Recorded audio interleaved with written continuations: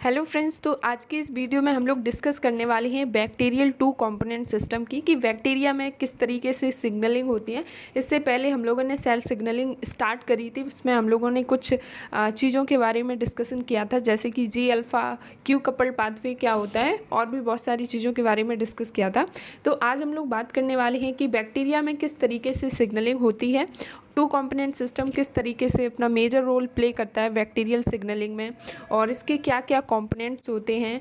और तो बैक्टीरिया किस तरीके से, मतलब बैक्टीरिया में किस तरीके से सिग्नलिंग होती है और ये कैसे प्रोसेस होती है जो टू कंपोनेंट सिस्टम को रेगुलेट करती है, कैसे टू कंपोनेंट सिस्टम सिग्नलिंग में इंपॉर्टेंट रोल प्ले करते हैं, हाउ दे रेगुलेटेड, कैसे ये रेगुलेट होते हैं और टू कंपोनेंट सिस्टम के क्या बेनिफिट्स और इसके एप्लीकेशंस होते हैं। तो इन सारी चीज़ों को हम लोग एक एक करके समझते हैं, ठीक है।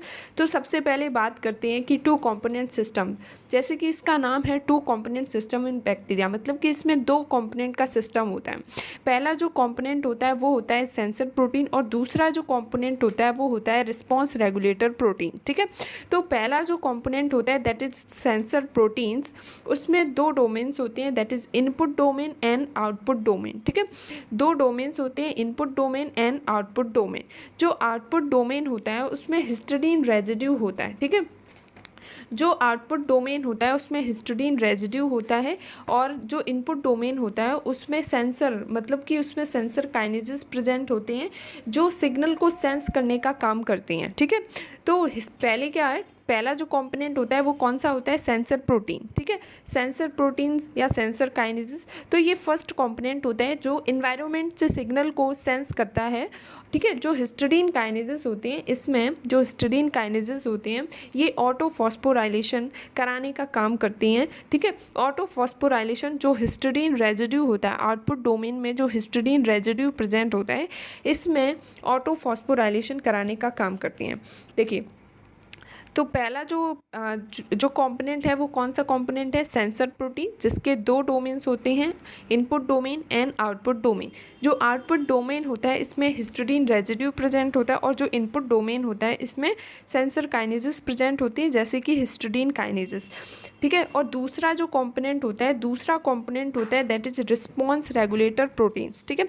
रिस्पॉन्स रेगुलेटर प्रोटीन्स, इसमें जो रेजिड्यू होता है वो होता है एस्पार्टेट, ठीक है। तो इसमें भी दो डोमेन्स होते हैं, एक होता है रिसीविंग डोमेन, दूसरा होता है आउटपुट डोमेन।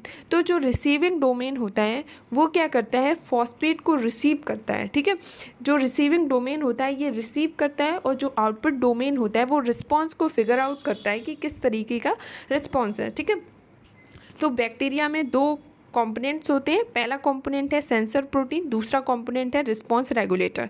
तो पहला जो कंपोनेंट होता है उसके दो डोमेन्स होते हैं, input domain and output domain. जो इनपुट डोमेन होता है इसमें सेंसरी काइनेजेस प्रेजेंट होते हैं जो कि इन्वायरमेंटल सिग्नल को सेंस करने का काम करते हैं, और जो आउटपुट डोमेन होता है उसमें हिस्टिडीन रेजिड्यू प्रेजेंट होता है, ठीक है। जैसे ही ये इन्वायरमेंटल सिग्नल को सेंस करते हैं वैसे ही जो काइनेजेस होते हैं वो एक्टिवेट हो जाती हैं और हिस्टिडीन में ऑटोफॉस्फोराइलेशन करवाते हैं, ठीक है। और जो दूसरा कंपोनेंट होता है वो होता है रिस्पॉन्स रेगुलेटर प्रोटीन्स, जिसमें एस्पार्टेट रेजिड्यू प्रेजेंट होता है। इसमें भी दो डोमेन्स होते हैं, एक होता है रिसीविंग डोमेन जिसमें कंजर्व्ड एस्पार्टेट रेजिड्यू प्रेजेंट होता है और दूसरा होता है आउटपुट डोमेन, ठीक है। दूसरा होता है आउटपुट डोमेन जो रिस्पॉन्स को फिगर करता है, ठीक है। इसके बाद में तो अगर हम सेंसरी काइनेज की स्ट्रक्चर की बात करें, तो सेंसरी काइनेज की स्ट्रक्चर की बात करें तो इसमें दो डोमेन होते हैं, पहला एक इनपुट डोमेन होता है, दूसरा आउटपुट डोमेन होता है। जो इनपुट डोमेन होता है इसमें सेंसरी काइनेजेस प्रेजेंट होती हैं जो कि इन्वायरमेंटल सिग्नल को सेंस करने का काम करते हैं। और क्या होता है कि जैसे ही इसको लीगेंट मिलेगा, जैसे ही कोई इन्वायरमेंटल सिग्नल आएगा तो सेंसरी काइनेज क्या करेंगे, उस इन्वायरमेंटल सिग्नल को सेंस करेंगे और सेंसरी काइनेज एक्टिवेट हो जाएंगे। जैसे ही लीगेंट की बाइंडिंग होती है सेंसरी काइनेजेस से, वैसे ही सेंसरी काइनेजेस एक्टिवेट हो जाती हैं और ऑटोफॉस्फोराइलेशन करवाती हैं। जो आउटपुट डोमेन होता है उसमें हिस्टिडीन रेजिड्यू प्रेजेंट होता है, जैसे ही लीगेंट, जैसे ही उसको रिस्पॉन्स मिलता है वैसे ही सेंसरी काइनेजेस एक्टिवेट हो जाती हैं और हिस्टिडीन पे ऑटोफॉस्फोराइलेशन करवाते हैं, ठीक है। वहीं पे साइटोसोल में रिस्पॉन्स रेगुलेटर प्रेजेंट होता है, ठीक है। साइटोसोल में रिस्पॉन्स रेगुलेटर प्रेजेंट होता है जिसके दो डोमेन होते हैं, एक जो डोमेन होता है वो होता है रिसीविंग डोमेन, दूसरा होता है आउटपुट डोमेन, ठीक है। Receiving domain and output domain, ठीक है। तो ये दो कंपोनेंट्स हो गए, पहला कंपोनेंट सेंसरी कंपोनेंट हो गया, दूसरा रिस्पांस रेगुलेटर हो गया, ठीक है। तो जैसे ही इसको सिग्नल मिला, सेंसरी काइनेसिस एक्टिवेट हुए, सेंसरी काइनेसिस ने हिस्टिडीन रेजिड्यू पे ऑटो फॉस्फोराइलेशन करवाया। जैसे ही इस पे ऑटो फॉस्फोराइलेशन होगा, वैसे ही जो डायरेक्टली जो हिस्टिडीन पे फॉस्फेट होगा, वो डायरेक्टली ट्रांसफ़र हो जाएगा रिस्पांस रेगुलेटर पे, ठीक है। रिस्पांस रेगुलेटर का जो रिसीविंग डोमेन होता है वो क्या करता है कि इस फॉस्फेट को रिसीव कर लेता है, ठीक है। हिस्टिडीन से फॉस्फेट को रिसीव कर लेता है बाय इट्स रिसीविंग डोमेन और सिग्नलिंग को आगे प्रोसीड करता है, ठीक है। तो सबसे पहले क्या होगा, सेंसरी काइनेसिस का एक्टिवेशन होगा। उसके बाद में क्या होगा कि इसमें जो हिस्टिडीन रेजिड्यू प्रेजेंट होता है उसका ऑटो फॉस्फोराइलेशन होगा। उसके बाद में क्या होगा कि जो हिस्टिडीन होगा, मतलब कि ये जो होगा इसमें कन्फर्मेशनल चेंजेस होंगे, ठीक है। जो सेंसरी काइनेसिस होंगे या जो ये डोमेन होगा, ठीक है, इसमें क्या होगा, कन्फर्मेशनल चेंजेस होंगे, फिर ऑटो फॉस्फोराइलेशन होगा। ऑटो फॉस्फोराइलेशन होने के बाद में इस फॉस्फेट का डायरेक्ट ट्रांसफ़र होगा एस्पार्टेट पे, मतलब कि जो रिस्पांस रेगुलेटर होता है उसके रिसीविंग डोमेन जो होता है वो इस फॉस्फेट को डायरेक्टली रिसीव कर लेता है फ्रॉम द हिस्टिडीन्स, ठीक है। हिस्टिडीन से रिसीव कर लेता है, ठीक है। तो जैसे ही हिस्टिडीन से फॉस्फेट ट्रांसफ़र होगा, मतलब कि जो रेगुलेटर डोमेन होगा, जो रिस्पांस रेगुलेटर कंपोनेंट होता है, उसके रिसीविंग डोमेन जो होता है वो जैसे ही इस फॉस्फेट को रिसीव करता है, ठीक है, जैसे ही हिस्टिडीन से फॉस्फेट को रिसीव करेगा, वैसे ही क्या होगा कि ये रिस्पांस देना स्टार्ट कर देगा। अब देखिए यहाँ पे फॉस्फेट का जो ट्रांसफ़र होता है वो दो तरीके से होता है, ठीक है। फॉस्फेट का जो ट्रांसफ़र होता है वो दो तरीके से होता है। एक तो डायरेक्ट ट्रांसफ़र होता है, जिसमें क्या होता है कि जो इसका जो रिसीविंग डोमेन होता है वो डायरेक्टली इस फॉस्फेट को रिसीव कर लेता है फ्रॉम द हिस्टिडीन, ठीक है। हिस्टिडीन से डायरेक्टली फॉस्फेट को रिसीव कर लेता है। देखिए, transfer of phosphate group from histidine, ठीक है। तो हिस्टिडीन से दो तरीके से फॉस्फेट ग्रुप का ट्रांसफ़र हो सकता है, ठीक है। एक तो डायरेक्ट ट्रांसफ़र हो सकता है, ठीक है, दूसरा इनडायरेक्ट ट्रांसफ़र हो सकता है, या इसको हम डायरेक्ट रिसीविंग कह सकते हैं या फिर इनडायरेक्ट रिसीविंग कह सकते हैं। डायरेक्ट ट्रांसफ़र में क्या होता है कि ये हिस्टीन जो फॉस्फोराइलेटेड हिस्टीन होता है, उस फॉस्फोराइलेटेड हिस्टीन से फॉस्फेट ग्रुप ट्रांसफ़र होगा और एस्पार्टेट पे आके अटैच्ड हो जाएगा। मतलब कि जो रिस्पांस रेगुलेटर का जो रिसीविंग डोमेन होता है वो हिस्टिडीन से डायरेक्टली फॉस्फेट को रिसीव कर लेता है, ठीक है। दूसरा इनडायरेक्ट रिसीविंग में क्या होता है कि इसमें एक मीडिएटर प्रेजेंट होता है, दैट इज HPT मीडिएटर, मतलब हिस्टिडीन फॉस्फेट ट्रांसफरेज प्रेजेंट होते हैं। तो सबसे पहले ये जो फॉस्फेट होगा वो इस HPT प्रोटीन पे ट्रांसफ़र होगा। उसके बाद में ये जो HPT प्रोटीन होती है वो फॉस्फेट को रिसीविंग डोमेन पे ट्रांसफ़र कर देता है। मतलब कि रिस्पांस रेगुलेटर का जो रिसीविंग डोमेन होता है वो इस फॉस्फेट को रिसीव कर लेता है फ्रॉम HPT से, और फिर रिस्पांस रेगुलेटर्स एक्टिवेट हो जाएंगे और ये सिग्नल को जनरेट करेंगे, रिस्पांस को जनरेट करेंगे। अब ये जो रिस्पांस होता है वो क्या करता है, transcription act as a transcriptional factor, जो कि वेरियस जीन के एक्सप्रेशन को रेगुलेट करता है, या फिर एंजाइम्स की तरह एक्ट कर सकता है जो कि मेटाबॉलिक रेगुलेशन करता है, या फिर अदर रेगुलेटेड प्रोटीन्स की तरह फंक्शन कर सकता है, ठीक है। तो ये हो गई 2 कंपोनेंट सिस्टम इन बैक्टीरिया, ठीक है। बैक्टीरियल टू कंपोनेंट सिस्टम क्या होता है कि बैक्टीरिया में किस तरीके से सिग्नलिंग होती है। तो इसमें 2 component system major important role play करता है इन बैक्टीरियल सिग्नलिंग। तो इसमें 2 कंपोनेंट्स होती हैं, सेंसर प्रोटीन्स और रिस्पांस रेगुलेटर प्रोटीन। जो सेंसर प्रोटीन्स होती है इसमें हिस्टिडीन काइनेज या फिर हिस्टिडीन काइनेजेस और हिस्टिडीन रेजिड्यू प्रेजेंट होते हैं। और जो रिस्पांस रेगुलेटर्स होते हैं इसमें एस्पार्टेट रेजिड्यू प्रेजेंट होते हैं। जो सेंसर प्रोटीन्स होती हैं इसमें 2 डोमेन होते हैं, input domain and output domain. जो आउटपुट डोमेन होता है इसमें हिस्टिडीन रेजिड्यू प्रेजेंट होता है। जो इनपुट डोमेन होता है इसमें सेंसरी काइनेजेस प्रेजेंट होते हैं जो कि इन्वायरमेंटल सिग्नल को सेंस करने का काम करते हैं। जो रिस्पांस रेगुलेटर्स होते हैं इसमें भी 2 डोमेन्स होते हैं, receiving domain and output domain. जो रिसीविंग डोमेन होता है वो क्या करता है कि फॉस्फेट को रिसीव करता है, रिसीव करने का काम करता है, और रिसीविंग डोमेन में एस्पार्टेट रेजिड्यू प्रेजेंट होती है। और जो आउटपुट डोमेन होता है वो रिस्पॉन्स को फिगर आउट करता है, ठीक है। अब ये किस तरीके से इनकी रेगुलेशन मैकेनिज्म होती है, देखिए जैसे ही लिगेंड आया, जैसे ही ही लिगेंड आएगा वो क्या करेगा, जो सेंसर प्रोटीन होती है, जैसे ही लिगेंड आया वो सेंसर प्रोटीन का जो सेंसर काइनेसिस होते हैं वो उस लिगेंड को सेंस करने का काम करेंगे। जैसे ही कोई इन्वायरमेंटल सिग्नल आया, सेंसरी काइनेसिस उस इन्वायरमेंटल सिग्नल को सेंस करेंगे और जैसे ही लिगेंड की बाइंडिंग होगी सेंसरी काइनेसिस एक्टिवेट हो जाएंगे। एक्टिवेट होने के बाद में वो क्या कराएंगे, हिस्टडीन रेजिड्यू पे ऑटोफॉस्फोराइलेशन करवाएंगे। जैसे ही हिस्टडीन रेजिड्यू पे ऑटोफॉस्फोराइलेशन हो जाता है वैसे ही जो रिस्पॉन्स रेगुलेटर जो कि साइटोसोल में प्रेजेंट होता है उसका जो रिसीविंग डोमेन होता है वो हिस्टडीन से फॉस्फेट को रिसीव कर लेता है। अब ये जो रिसीविंग होती है, अभी दो तरीके से रिसीविंग होती है, एक तो इनडायरेक्ट रिसीविंग होती है, दूसरी एक डायरेक्ट रिसीविंग होती है। डायरेक्ट रिसीविंग में जो रिसीविंग डोमेन होता है वो डायरेक्टली हिस्टडीन से फॉस्फेट को रिसीव कर लेता है और इनडायरेक्ट रिसीविंग में एक मीडिएटर फंक्शन करता है, दैट इज HPT मीडिएटर, जिसका नाम होता है हिस्टडीन फॉस्फेट ट्रांसफरेज।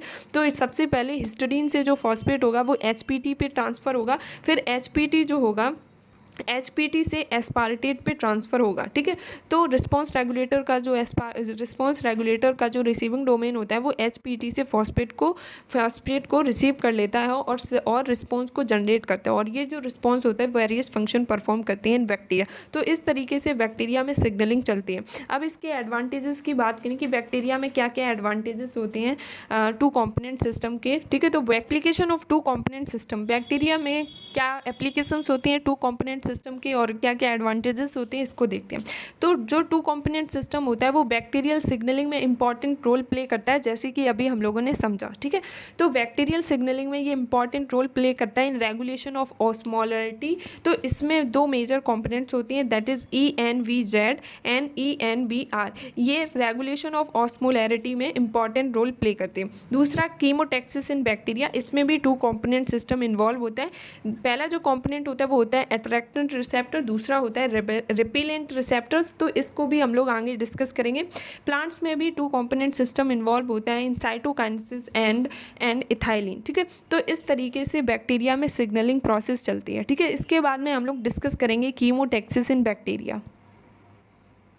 ठीक है, कि बैक्टीरिया में कीमोटैक्सिस किस तरीके से होती है। ठीक है, कीमोटैक्सिस का मतलब क्या होता है कि केमिकल स्टिमुलस के रिस्पांस में जो ऑर्गेनिजम्स का मूवमेंट होता है एक स्पेसिफिक डायरेक्शन में, उसी को हम लोग कहते हैं कीमोटैक्सिस। ठीक है, कीमो का मतलब है केमिकल से रिलेटेड है।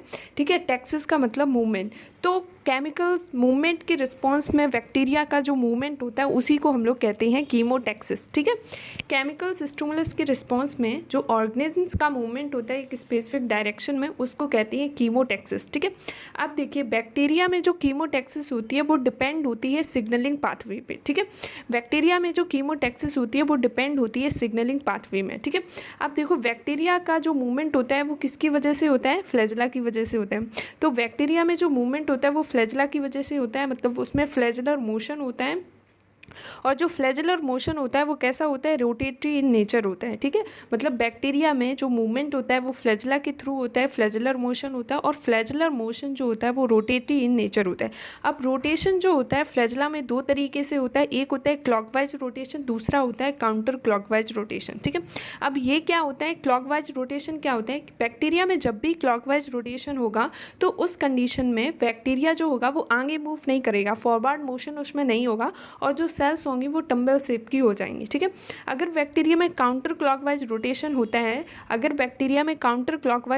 होता है, तो इस कंडीशन में बैक्टीरिया फॉरवर्ड मूव करेगा, इसमें फॉरवर्ड रोटेशन होगा मतलब बैक्टीरिया रन करेगा। ठीक है, अब देखिए जो फ्लैजेला होता है, जो बैक्टीरिया का फ्लैजेला होता है उसमें कुछ प्रोटीन्स प्रेजेंट होती हैं। ठीक है, बैक्टीरिया का जो फ्लैजेला होता है उसमें कुछ प्रोटीन्स प्रेजेंट होती हैं, जैसे कि motor A and motor B proteins. ठीक है, मोटर ए और मोटर बी प्रोटीन्स जो होती हैं वो फ्लाई जी के साथ में मिल करके एक प्रोटोन चैनल को क्रिएट करती हैं। ठीक है, motor A and motor B along with fly G create a proton channel. ठीक है, प्रोटोन चैनल को क्रिएट करती है जो क्या करता है, फ्लैजेलर रोटेशन को ड्राइव करता है।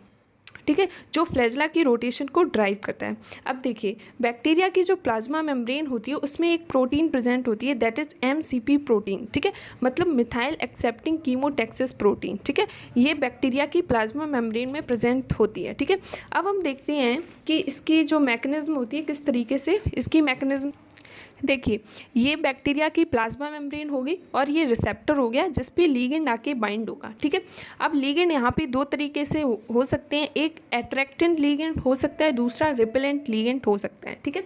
तो अगर अट्रैक्टेंट लिगेंड की बाइंडिंग हो रही है, अगर रिपेलेंट लिगेंड की बाइंडिंग हो रही है, रिपेलेंट लिगेंड आ रहा है, तो उस केस में क्या होगा, जो बैक्टीरिया होगा वो फॉरवर्ड मूव नहीं करेगा, ठीक है। देखिए कैसे, जो प्लाज्मा मेम्ब्रेन होती है, यहाँ पे रिसेप्टर प्रेजेंट होती है, यहाँ पे एक प्रोटीन प्रेजेंट होती है, दैट इज एमसीपी प्रोटीन, ठीक है। एमसीपी प्रोटीन प्रेजेंट होती है, मतलब कि मिथाइल एक्सेप्टिंग कीमोटैक्सिस प्रोटीन्स, ठीक है।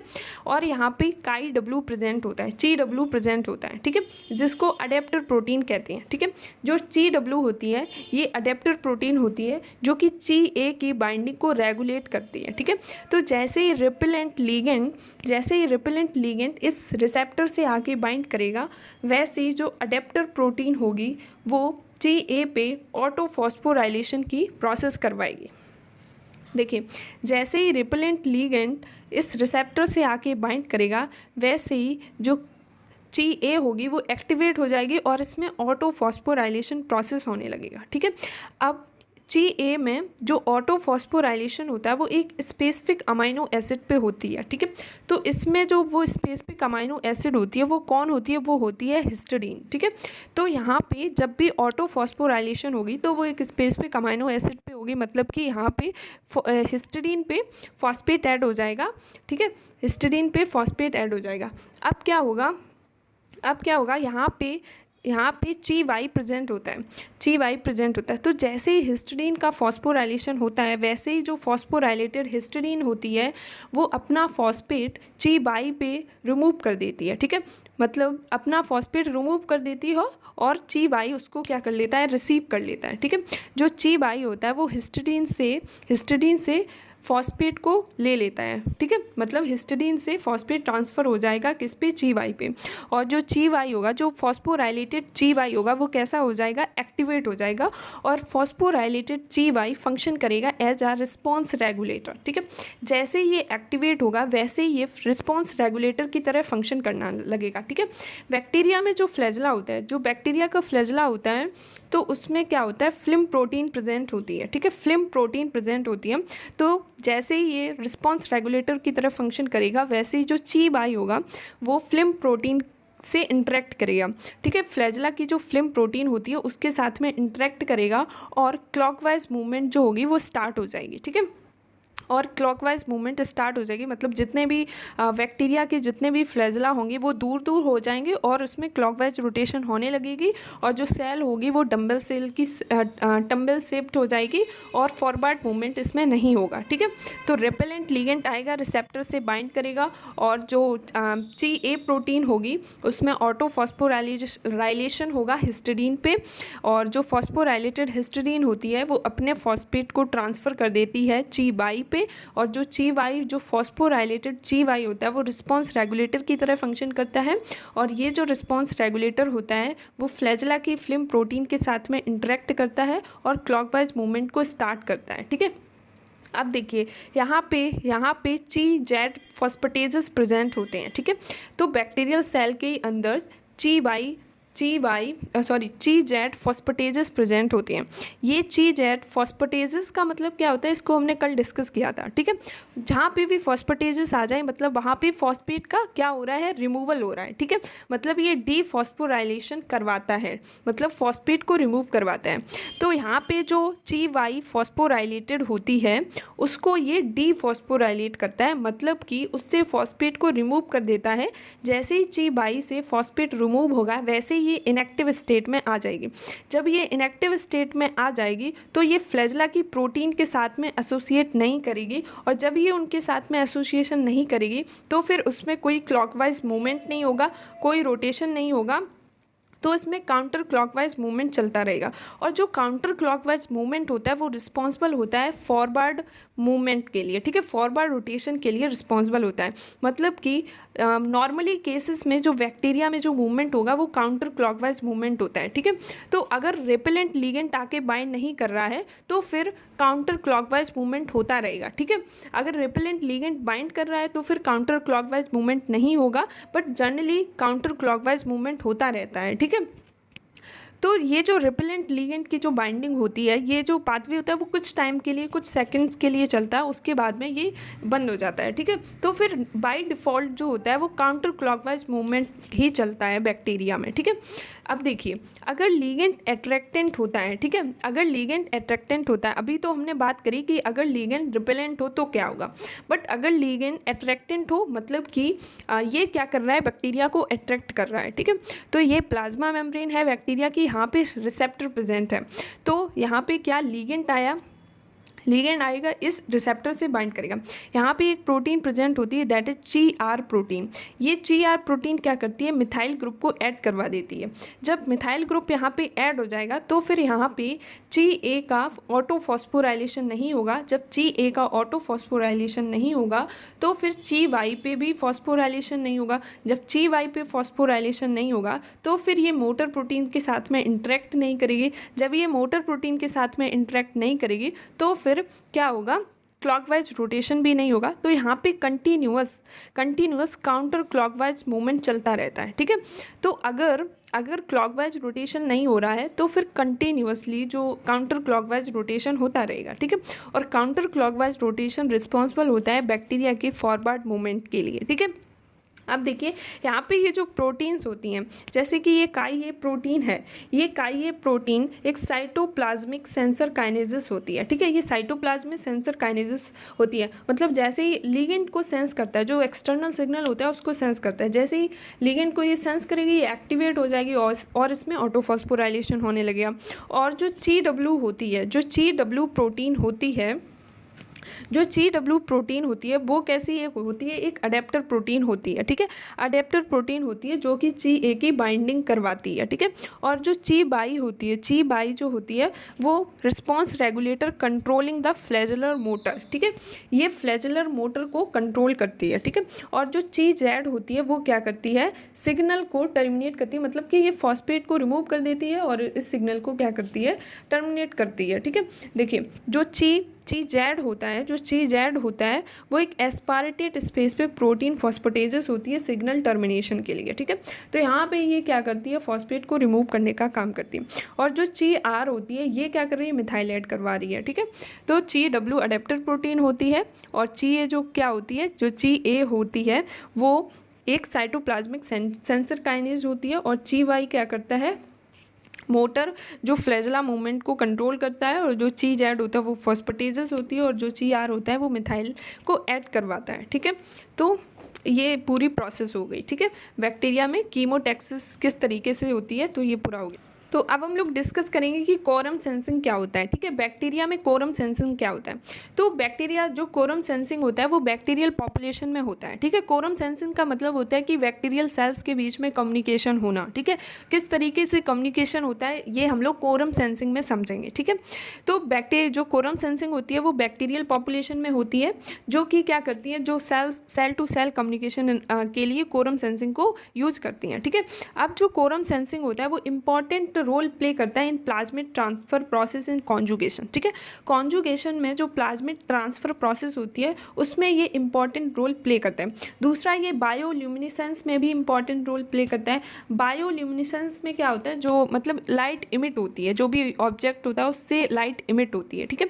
अब देखिए जो कोरम सेंसिंग प्रोसेस होती है ये दोनों बैक्टीरिया में प्रेजेंट होती है, मतलब कि ये ग्राम पॉजिटिव बैक्टीरिया में भी प्रेजेंट होती है और ग्राम नेगेटिव बैक्टीरिया में भी प्रेजेंट होती है, ठीक है।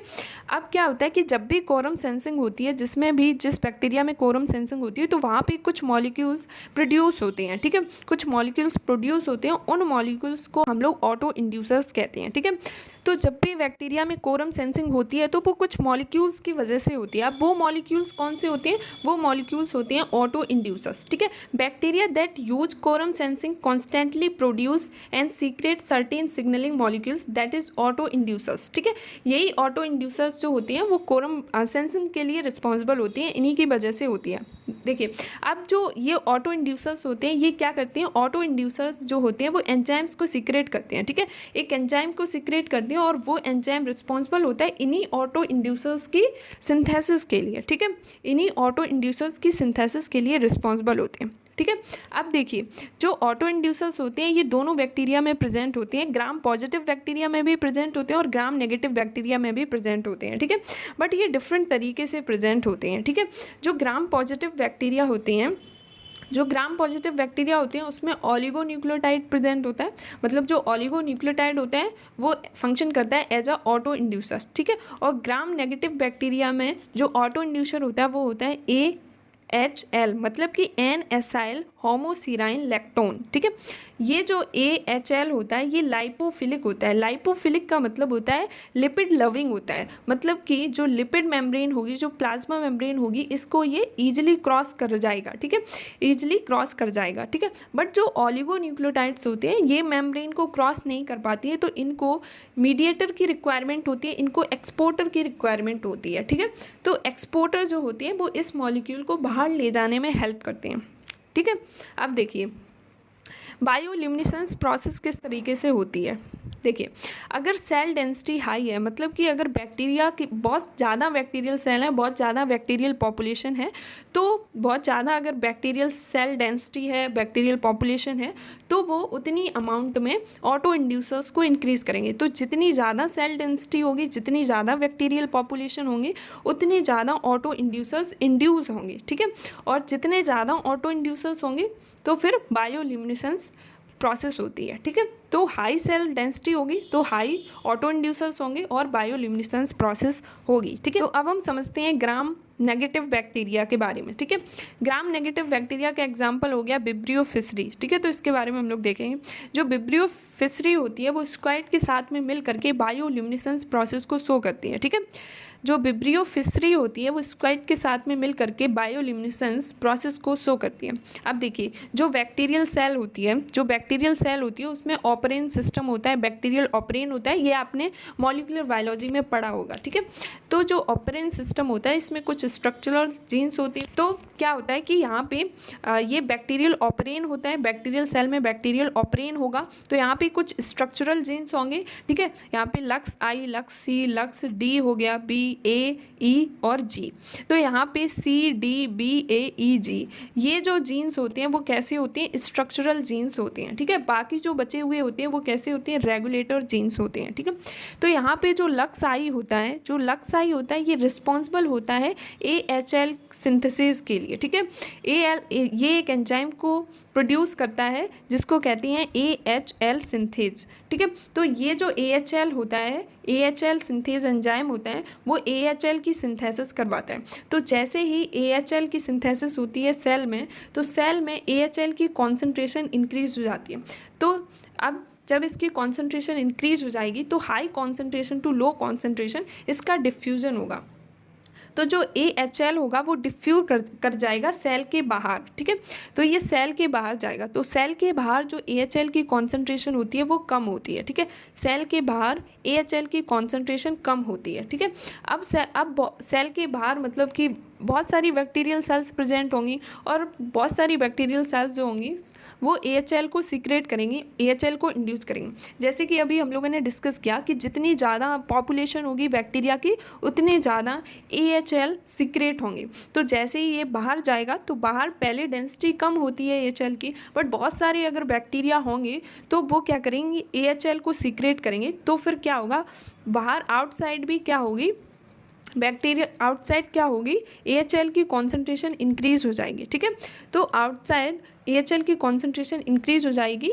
तो जैसे ही आउटसाइड AHL की कॉन्सेंट्रेशन इंक्रीज होती है तो और अंदर की जो मतलब बैक्टीरियल सेल के अंदर जो AHL की कॉन्सेंट्रेशन होती है वो कम हो जाती है, बाहर ज़्यादा हो जाती है, ठीक है, क्योंकि बाहर ज़्यादा बैक्टीरियल पॉपुलेशन है, ठीक है।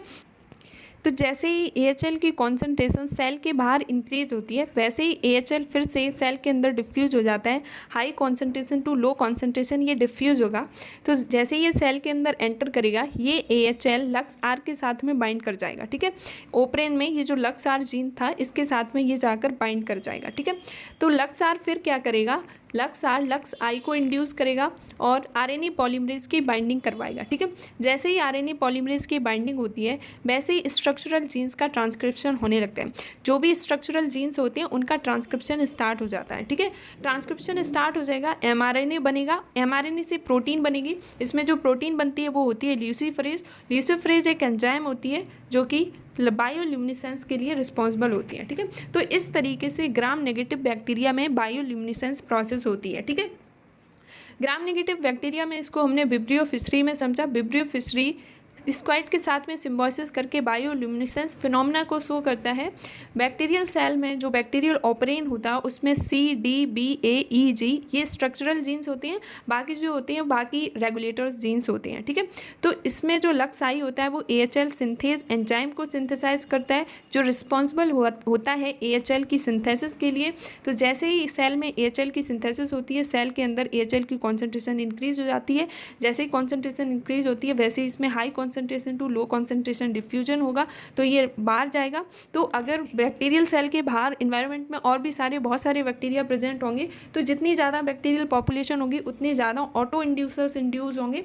और ग्राम नेगेटिव बैक्टीरिया में ऑटो इंड्यूसर क्या है? AHL। तो बहुत सारी बैक्टीरियल पॉपुलेशन होगी तो वो AHL को रिलीज करेंगी और बाहर आउटसाइड सेल के बाहर AHL की कॉन्सेंट्रेशन इंक्रीज हो जाएगी। तो जैसे ही सेल के बाहर AHL की कॉन्सेंट्रेशन इंक्रीज होती है ये फिर से सेल के अंदर डिफ्यूज कर जाता है, लक्सार से बाइंड करेगा, लक्सार RNA पॉलीमरेज की बाइंडिंग करवाएगा और लक्साई को इंड्यूस करेगा। जैसे ही लक्सार RNA पॉलीमरेज की बाइंडिंग करवाता है स्ट्रक्चर जीन का ट्रांसक्रिप्शन होता है, mRNA बनती, प्रोटीन बनती है और ये प्रोटीन होती है ल्यूसीफरेज, एक एंजाइम होता है विच कॉजेस बायोल्यूमिनेसेंस। ठीक है, तो इस तरीके से ग्राम नेगेटिव बैक्टीरिया में ल्यूमिनेसेंस प्रोसेस होती है। ठीक है, देखिए जब AHL की कॉन्सेंट्रेशन हाई होती है, AHL की कॉन्सेंट्रेशन हाई कब होती है? जब बैक्टीरियल पॉपुलेशन होती है। ठीक है, बहुत सारी सेल्स प्रेजेंट होती हैं और वो सारी सेल्स AHL को प्रोड्यूस करती है, तब बैक्टीरियल की कॉन्सेंट्रेशन हाई होती है। ठीक है, जैसे कि हम लोगों ने पहले डिस्कस किया कि जितनी ज़्यादा सेल डेंसिटी होगी उतने ज़्यादा ऑटो इंड्यूसर्स होंगे। ठीक है,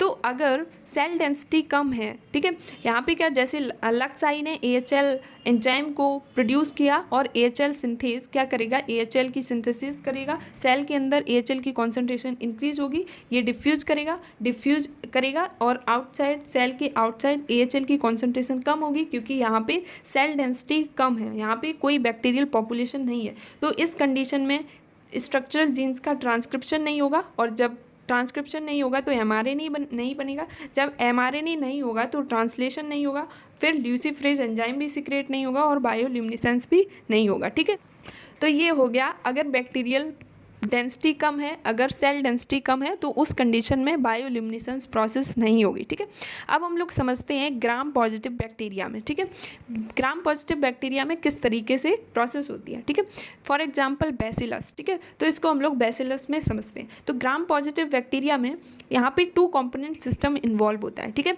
ग्राम पॉजिटिव बैक्टीरिया में 2 कंपोनेंट सिस्टम इन्वॉल्व होता है, मतलब कि यहाँ पे 2 कंपोनेंट्स होते हैं, एक होता है सेंसर काइनेज, दूसरा होता है रिस्पॉन्स काइनेज। ठीक है, जैसे कि हमने बैक्टीरियल 2 कंपोनेंट सिस्टम में डिस्कस किया था कि जो सेंसर काइनेज होता है यहाँ पे हिस्टिडीन काइनेजेस प्रेजेंट होते हैं और हिस्टिडीन रेजिड्यू होता है। ठीक है, रिस्पॉन्स रेगुलेटर्स जो होते हैं, रिस्पॉन्स रेगुलेटर में aspartate amino acid residue present होती थी। ठीक है, देखिए ये बैक्टीरियल सेल है। ठीक है, तो यहाँ पे ये जीन है जो कि इसको ऑटो इंड्यूसर को इंड्यूस कर रहा है। ये जीन रिस्पॉन्सिबल है ऑलिगोपेप्टाइड की सिंथेसिस के लिए।